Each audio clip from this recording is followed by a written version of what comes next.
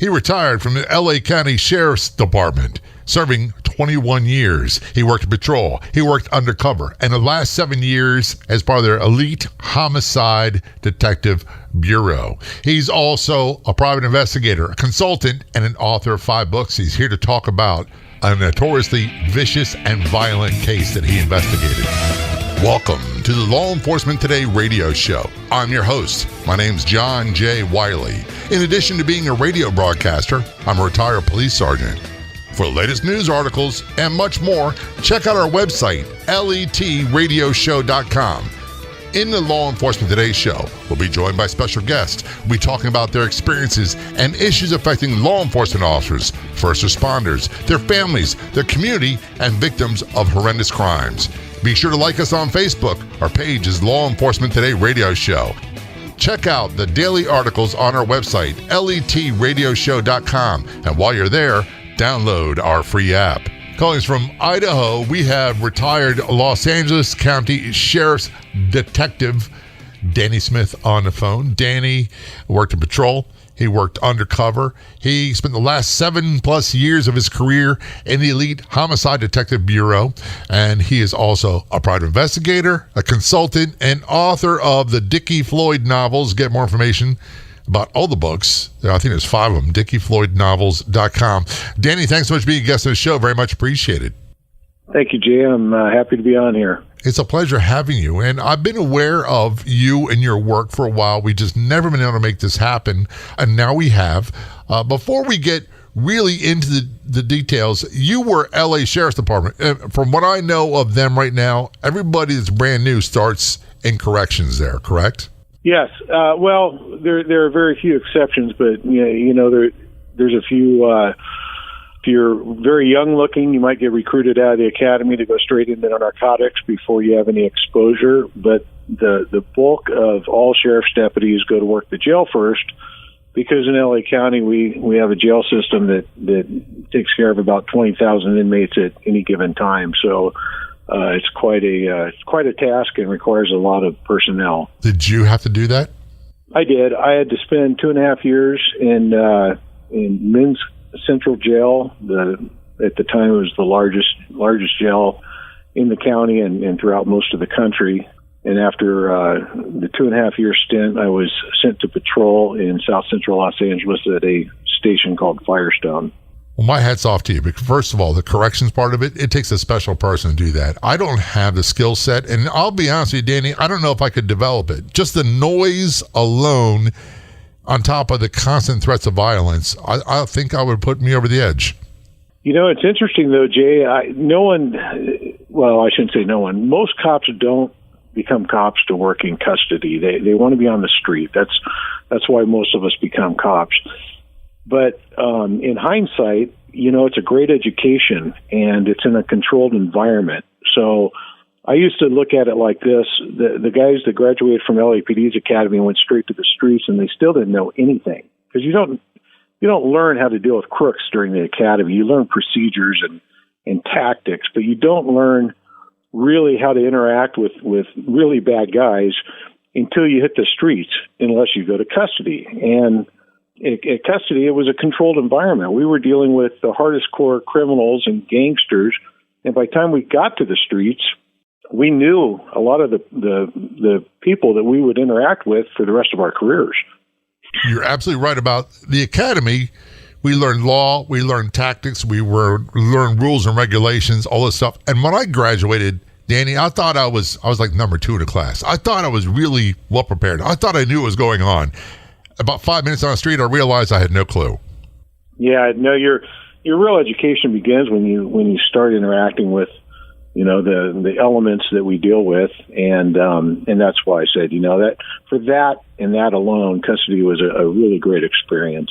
And from there, you went to patrol. And by the way, I got to say this, because I love when people tell me, hey, I want to go into police work, and I want to be a homicide detective. I'm going to the academy. I'll be a homicide detective as soon as I graduate. And I'm saying, well, that's not quite how it works there, pal. There's a lot to learn, but we all start in patrol. So you guys start in corrections, and then you can patrol, and that's where the lessons probably really multiply for you.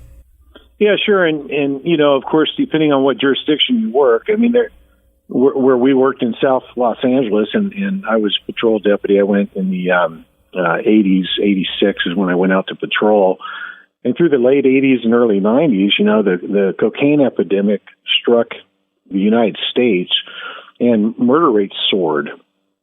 So it was one of the most violent times to be a street cop, especially in any major metropolitan area like Los Angeles. And it was busy and it was active, and you learned fast. It was quite the education. That's another great point you brought up.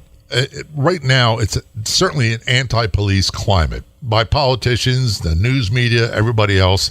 But back in the day, it was very violent, and we had lots of police across the United States. I mean, police, I say, law enforcement officers, sheriffs, you name it, murdered or maimed in the line of duty, and probably far more than there are today. I don't know for sure the statistics on that. I did recently. When I was writing my memoir, I did a little research on just murder rates, and that period of time, the late 80s, early 90s, had the most murder rates of any time before or since then. But I didn't actually look up to see what the rates were as far as police officers killed in the line of duty. Yeah, it was very violent back then and violent now. And I thank you for your service. It's very much appreciated. You went from patrol to undercover. When you say undercover, does that mean narcotics? No, I actually went from patrol to station detectives first. And station detectives is just that.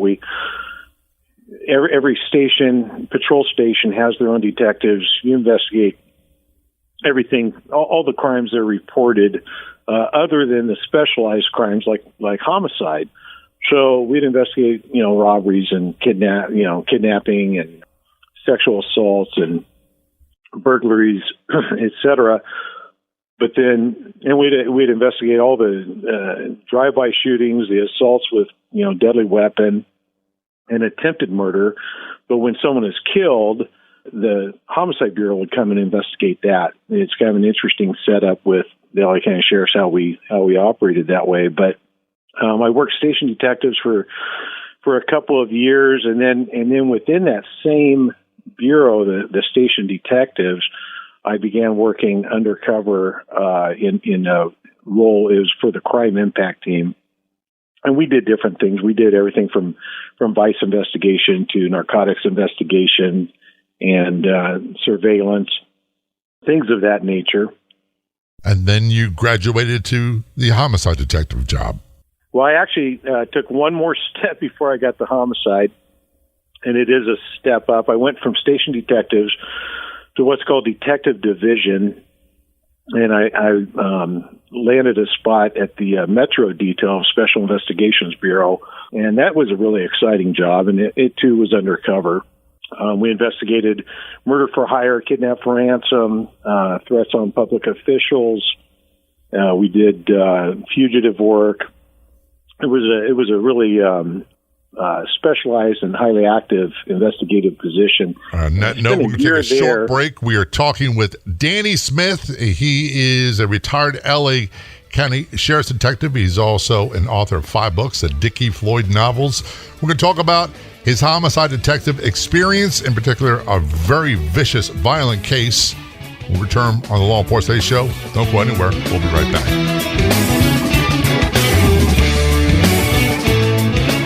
If you enjoy the Law Enforcement Today podcast, do me a big favor. Tell a friend. And if you're able, if you got a few moments, leave an honest review and rating. But most importantly, tell a friend or 2 or 3.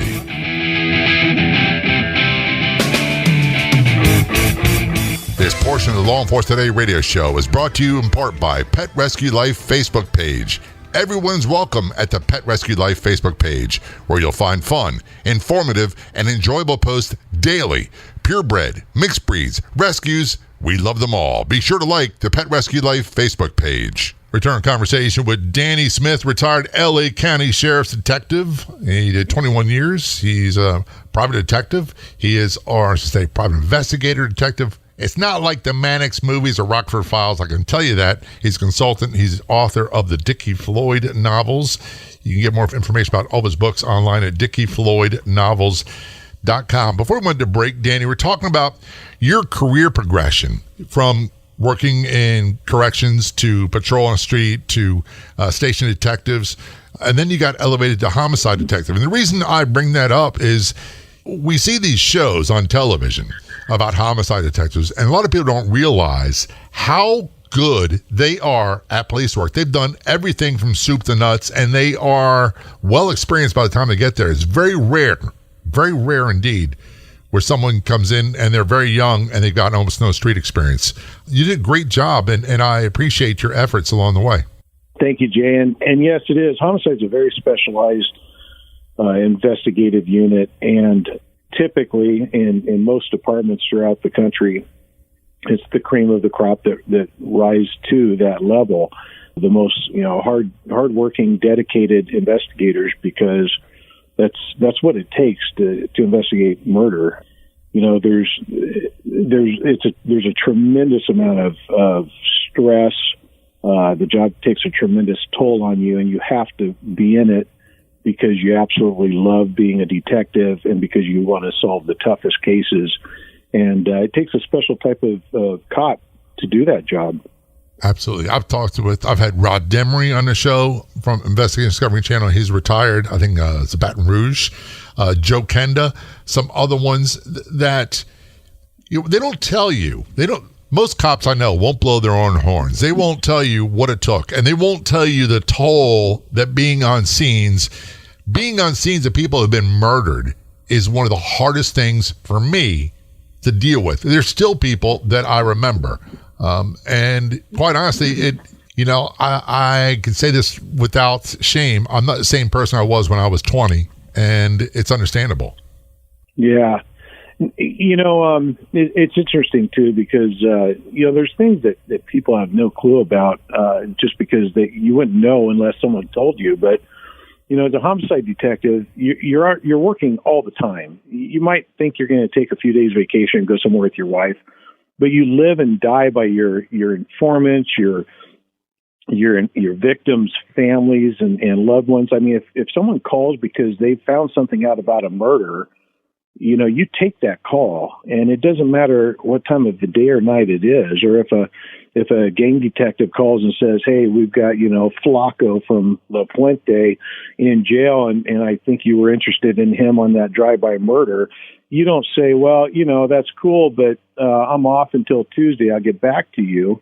You kiss the wife goodbye, you put on a suit, and you drive to wherever that person's being detained, and you interview him. Otherwise, you don't dare ever ask another gang cop to try to find, Flacco or any other gangster that you want to talk to. So it's a job that it requires so much personal sacrifice, and then of course, like you said, the toll of just the deaths that stack up and the tragic ones. Those are the ones that stay with you forever, and it does take a lot out of a guy to do that job. One of the things, I believe a lot of people have a lot of misconceptions about policing, and I blame Hollywood for that, to be honest with you, is that, right. The unsolved cases, the cases we couldn't solve, quite often we knew who did it, or we had a strong suspicion who did it. We just couldn't get enough probable cause to take them to court. And those ones really bother people. Other ones, you said, were so heinous, even if you solved it, they bother you, and they will for your life. There is a case in Baltimore about a young girl who was, I think she was 10 or 11 at the time, was abducted, was sexually assaulted, and was murdered. And it was my crew, my squad that handled it. I was off that day. But the homicide detectives, one was dying of cancer, and they could never charge someone with this. They knew who did it. And on his deathbed, he was looking for clues on how he could solve this. And this was, I can't tell you, almost 30 years later. Yeah. Yeah, and of course, the more innocent the victim, the more the case bothers you. So, of course, children take the greatest toll. But you mentioned something about this poor detective dying and still worried about that case. People don't realize you retire and you still have these cases that stay with you and that you become involved with. And just over the last few months, I've been interacting with the parole board on a case, this guy that beat his estranged girlfriend to death. And then he beats another man to death while he's in prison. They don't even charge him for that. And they're trying to, parole him. And I'm writing letters to the parole board and interacting with the family. And I've been retired for 17 years, Jay. Right. You know? And you're still doing it. You're still a beat cop. You're still doing the job. Yeah. I mean, you might hang up your gun and badge, but I mean, it's not just a job. It's what has defined you. And you're never going to close the door on people that ask. And the family members of murder victims, oftentimes, homicide detectives end up with this bond that doesn't just go away. So 20 years later, when they call you up and say, hey, they're trying to parole this guy, actually it was 25 years ago that the case happened. But, almost 25 years ago, and the victim family gets in touch with me through social media, and actually found me through my website and contacted me and said, hey, they're going to try to let this guy out on parole. And so I've been writing letters to the parole board and doing what I can, doing my part. But, those are the things that you just don't, the average person would never know, have a clue about. You also are dealing with a parole board for a state who doesn't seem to really have logic in their processes of when they release people. Well, that's true. And then worse than that, L.A. County has this new prosecutor. I'm sure that I know of him. Yeah, heard about Gascon. Yeah, but this guy is so anti-cop and pro-criminal that he is no longer allowing his prosecutors to go to these parole hearings and stand for the victims. So normally, a process like this guy that's up for parole, there would be a prosecutor who takes the file and goes to that parole hearing and says, this is why you shouldn't be paroled. And Gascon, he's not allowing the prosecutors to do that. The politics, and I'm going to let people know very upfront. You listen to the show for a while, I don't talk about partisan politics. And most cops I know don't either. We are not big fans of either side. However, when someone has a job to do that is protecting the innocent, we expect them to do their job. And when they don't do their job, we are some of the first to hold them accountable. And sometimes we can use colorful language when we describe people like Gascon. This is the Law Enforcement Today Show. We're talking with Danny Smith. Danny is a retired L.A. County Sheriff's Detective. Last 7+ years of career in homicide. He's now a novelist, amongst other things, the Dickie Floyd novels. Go online to dickiefloydnovels.com. Get more information. We return. We're going to talk about a particularly violent, vicious, heinous case that he investigated. Don't go anywhere. We'll be right back.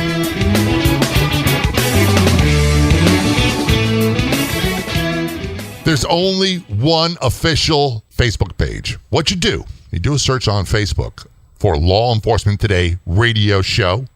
Click like and follow. There you'll find updates about upcoming episodes of the radio show. You can contact me. We also find unique, one-of-a-kind editorials and news articles. That is our Facebook page, Law Enforcement Today radio show. Be sure to click like and follow. We'll see you there.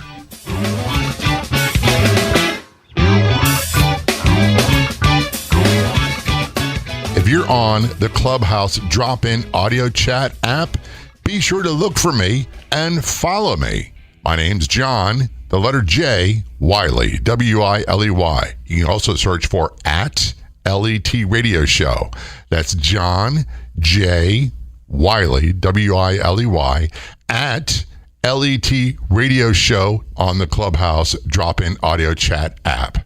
Return conversation with Danny Smith. Danny is retired L.A. County Sheriff's Detective, worked 7+ years, the end of his career in their Homicide Detective Bureau.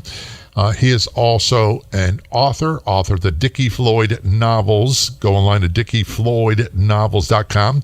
And I think, was it 5 books you've written, Danny?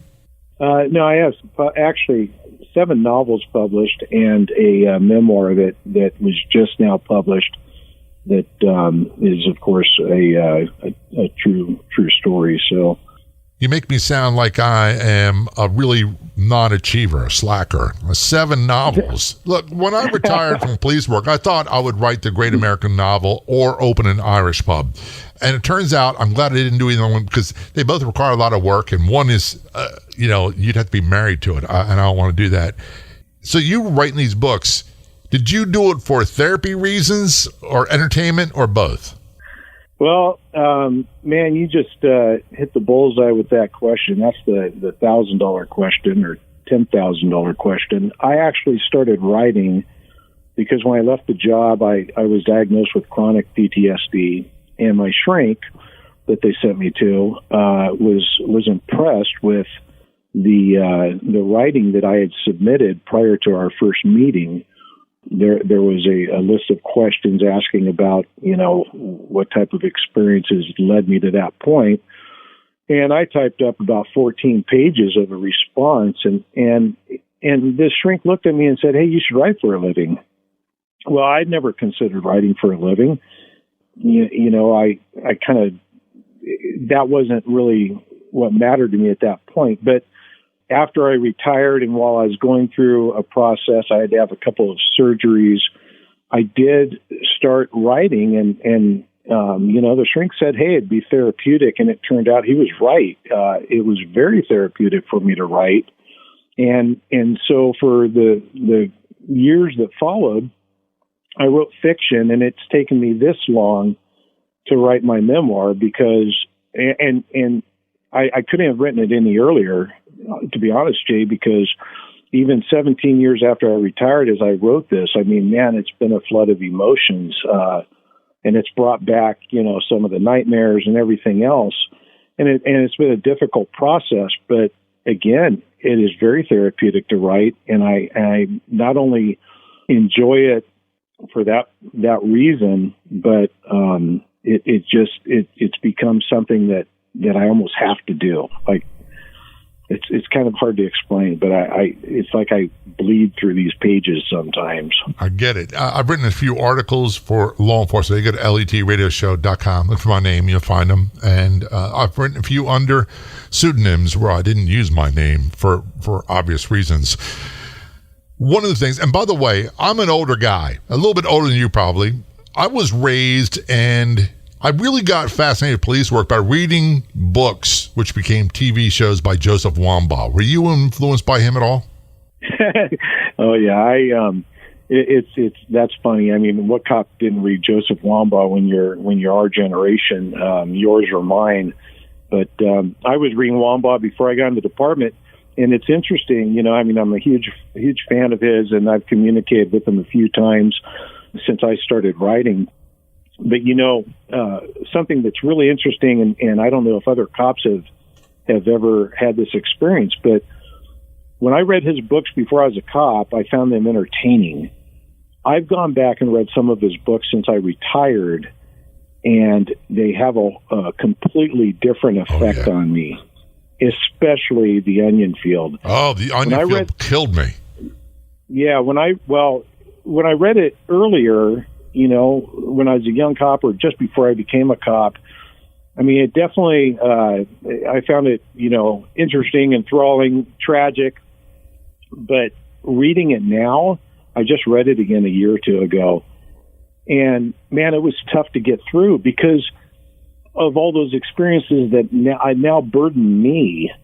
And I'm reading this book, and man, it was tough. It was a completely different read for me after having been through that experience. I highly recommend everybody read his novels, and underlying most of them is, you come in this profession with a real idealistic attitude. You want to help, you want to serve, you want to do everything else, and you become so psychologically scarred from seeing what you see that it can have profoundly negative impacts on you. And one of those cases that you're involved in, the William Dolphus Whiteside case, is one of those. Yeah, it's one of the cases I talk about quite a bit in my memoir, and I eventually plan to write a true crime book on just that case because it's that fascinating and compelling and tragic.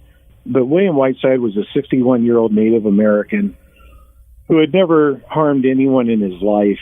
The guy lived a fairly simple, organized life. He worked as in the maintenance department of a local hospital in Lancaster, California. And he was 61 years old, separated from his wife. In all essence, they were divorced, but they didn't get divorced for insurance purposes for her. But they were not going to be getting back together. So he meets this 35-year-old Valerie Martin, and when she gets a job working in the same department that he's working in, and they end up hitting it off. And I think that a lot of people will say, okay, well, 61 and 35. So there's some underlying things going on there. And one of those things is that Valerie Martin is kind of down on her luck. She needs a place to stay, et cetera. And she moves in with him in his modest little mobile home in a little mobile home park. And, life is okay for both of them. He's got companionship. She's got a place to stay. And everything's going along just great until her little son gets out of juvenile hall. And he's 16 years old, and he's a skinhead. And he's a tweaker. And pretty soon all of his tweaker skinhead friends start hanging around and then staying at the trailer.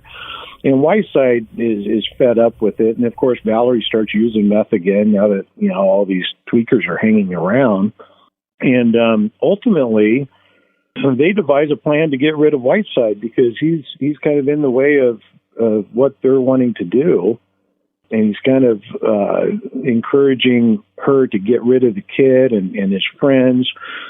So they decide instead to get rid of him, and they plan to kill him. And Valerie is the headmaster of this plan, and she calls him one night when he gets off work at midnight and says, "Hey, can you go pick up out there?" And she sends him to this desert location. And so he agrees. He drives out there to pick up little, the 16-yearold skinhead, and is with his 27-year-old skinhead friend and a 14-year-old.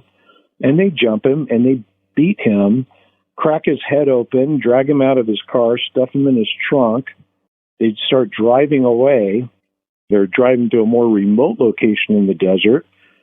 And they hear him trying to get out of the trunk, and they stop and they beat him some more.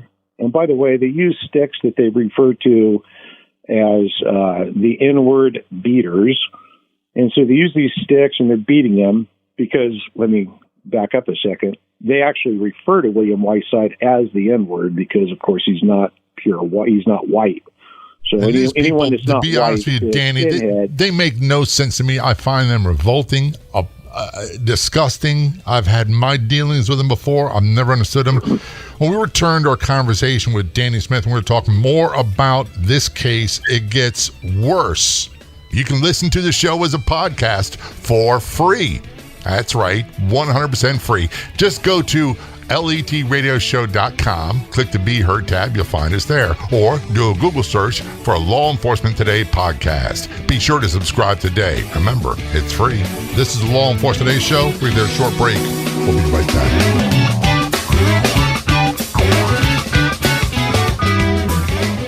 One of the most frequent questions we see is, where can I find great podcasts?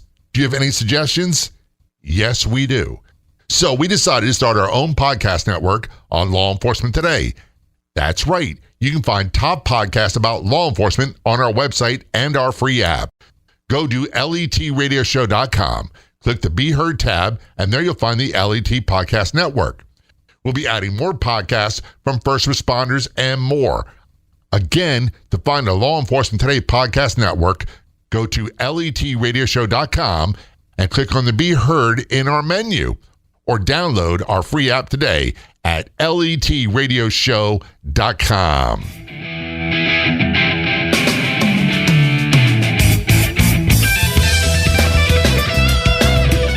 Turn conversation with Danny Smith. Danny is retired LA County Sheriff's Detective, a homicide detective bureau, last 7 years of career. He is a private investigator. He's a consultant and author of the Dickie Floyd novels. Go online to dickiefloydnovels.com to get more information about him and his books. Before the break, Danny, you're talking about the abduction, they're beating William Dolphus Whiteside. And this is the son of the woman he took in as a companion and or girlfriend, for lack of better words. Yeah, and she sent him out to have this meeting out in the remote desert. So as heinous as that is, I mean, that's the fact. And so they're driving along. They're going to a more remote area. They stop. They beat him some more. Ray, the 16-year-old, he remembers that his mom said, make sure you get the ATM card because she had the code. So they take the ATM card and close the trunk, and they drive out to this desolate area, call the mom, and she comes out with gasoline. So right now you have lying in wait, robbery, kidnap, torture. And when Valerie arrives with the gasoline, the boys pour the gasoline on the car and set it on fire with William Whiteside in the trunk of his own car. Now, the autopsy shows that he was not dead when they set the car on fire. So he was curled up in a ball in the darkest recess of that trunk, and he died a horrible, unspeakable death. That's horrible to hear. I know people have asked you if you're like me, you don't even like telling people these stories, because one of the questions they'll ask is, how can someone do that? And I don't have an answer. I don't know. Evil. That's how they, just pure evil, Jay. And that's, I one of the things on my blog, I write some of this stuff on my blog, and most of it's in my memoir, but one of the things I wrote about was when I interviewed Valerie Martin, when I got her to confess to what she had done, I used some of those tactics that are most useful in a good interrogation. And I kept telling her, that she wasn't a bad gal, that she had made some mistakes. And at one point I was holding her hand and getting her to talk about this deal. And of course, she was lying through most of it, but it was just the most bizarre thing, because I'm trying to show this compassion and that I understand, the situation she's got herself into. But all I'm thinking during the whole thing is my God, you evil, it was just horrific. And the outcome of the case, long story short, the 14-year-old pled to a deal. He had a limited amount of time in prison, which he would have had anyway because of his age. And he testified against the others and told the whole story, which is how, we knew all the details. The 16-year-old was tried as an adult, and he got life without the possibility of parole, as did the 27-year-old. And then Valerie, she was given the death penalty. So she is what they consider a condemned prisoner with the California Department of Corrections, although they'll never actually execute her. But I think it was a deserving sentence nonetheless. She's been on death row how many years? A woman.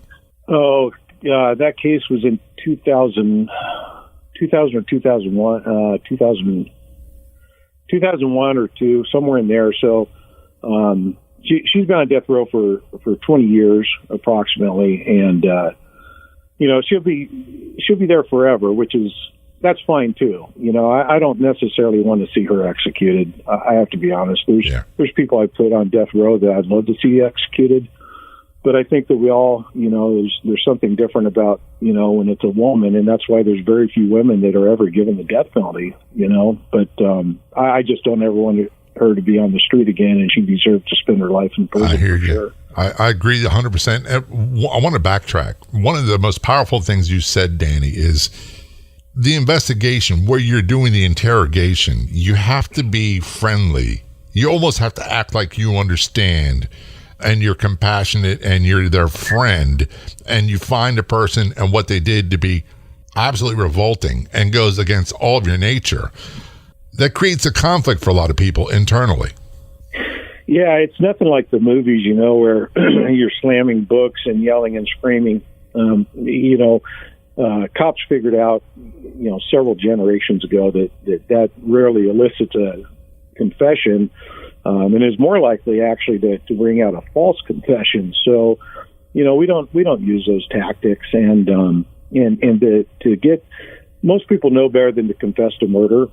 So to get someone to actually confess even partially takes a very crafty approach to the interview, and oftentimes, it's role playing, because you have to put yourself in a place where you're not letting your emotions about this man that was burned alive come into play as you're looking this woman in the eyes and telling her that she's not a bad gal, that she's made some mistakes.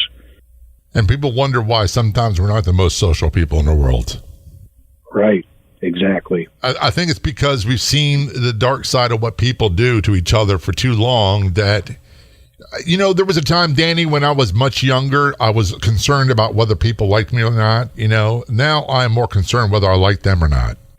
I wrote in one of my novels, I wrote about one of my characters who, he was having trouble. He was reflecting on trouble that he'd had with his ex-wife, and how, she was kind of a social butterfly, and wanted him to go to, the business cocktail party that she would attend.